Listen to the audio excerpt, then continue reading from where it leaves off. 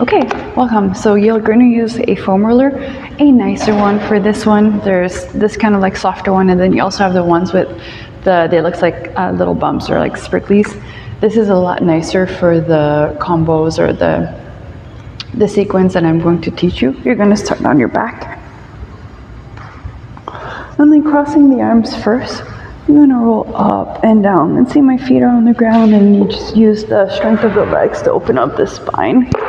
This is really nice. It's just a warm-up. If you're at the gym, if you're working on your handstand, anything up overhead also. Then from here, you'll do the same thing with the hands behind the head. And feel free to stay longer. I'll just kind of like guide you through quickly. And then it's something you have in your back pocket. And lastly, the arms up overhead. Now from here, you're going to stop the foam roller at the upper thoracic, kind of like where it meets the lumbar spine. And you can do a few back bends, and then rounding up.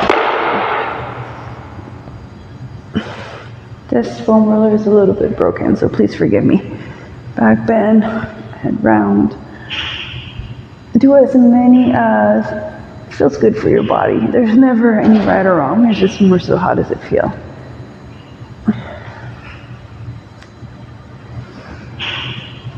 And then what you're going to do is give yourself a hug. And you're going to slightly roll to the right. When you're going to roll, it's kind of on an angle, not completely to the right, but just slightly. Getting into the erector spinae. Ooh, this is loud. And then we'll do the other side as well.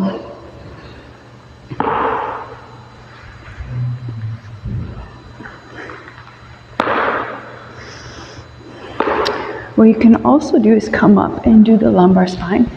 You never want to create more back extension through the lumbar spine, unless if that's what you're actively working on. But it's still a nice way just to get the tissue to wake up a little bit, especially if you're going to work on things like back bends. So say I'm keeping a hollow position. And then after, what you'll do is roll to the right or the left. I'm facing the right.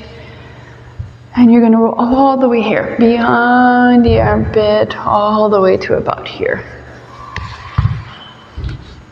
And what I'm doing is I'm using this hand to help facilitate further rolling. Oof, I worked out yesterday, so I can really feel that spot, especially my serratus. And then same thing on the other side.